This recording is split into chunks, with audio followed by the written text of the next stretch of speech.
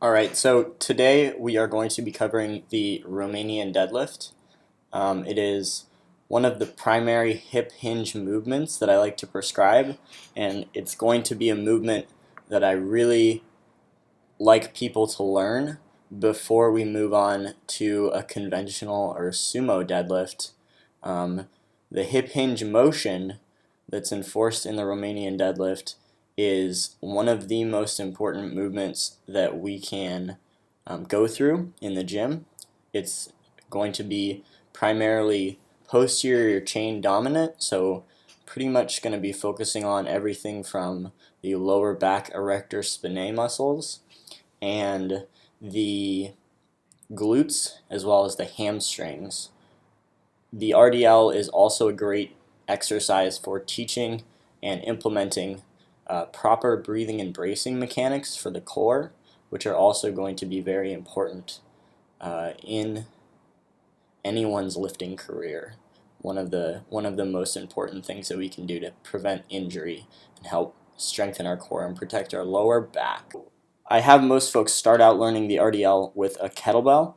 What we're going to try and enforce here is the hips going backward and forward, or flexing and extending rather than the kettlebell going up and down. So you're going to initiate by engaging your core and pushing your hips back towards the rack, allowing the kettlebell to descend straight towards the ground as the spine remains relatively neutral or straight. So again, seeing the kettlebell drift straight towards the ground from the starting position.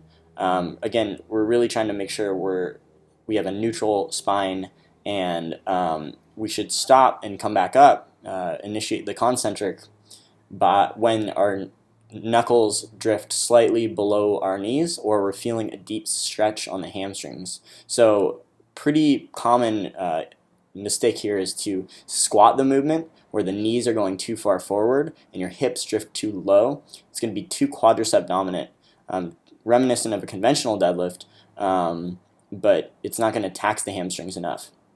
Another big mistake is spinal rounding or spinal flexion. This is a dangerous position where we see a lot of herniation or injury. So to correct this spinal rounding or flexion, we're going to really need to know how to engage our core, right? So we can keep our spine neutral. But another cueing mechanism that I really like to use is like a PVC stick or a PVC pipe or a broom handle, whatever you want to use. We're going to place that on our back with three main points of contact: the head, the upper back, and the lower back, or your hips. And that's just going to act to keep your spine straight or neutral.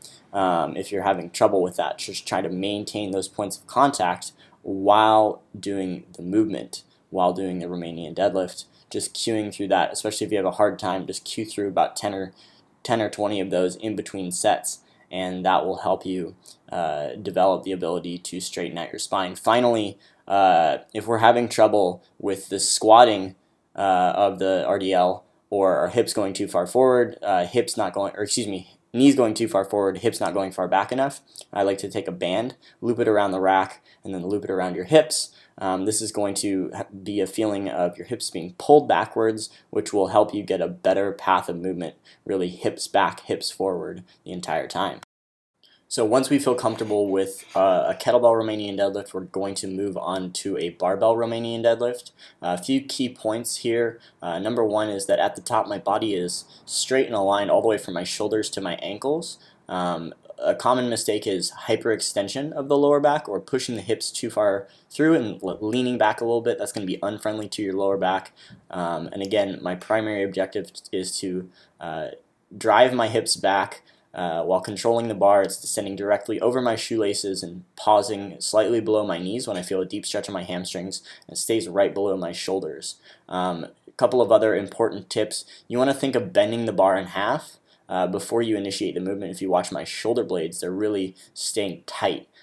This is going to help avoid any upper back or thoracic spine rounding. Another important tip is to really brace your core. You can see I really brace my core with a big deep breath in between every repetition, and this is going to help take a lot of tension off of your lower back and put it into your hamstrings and glutes.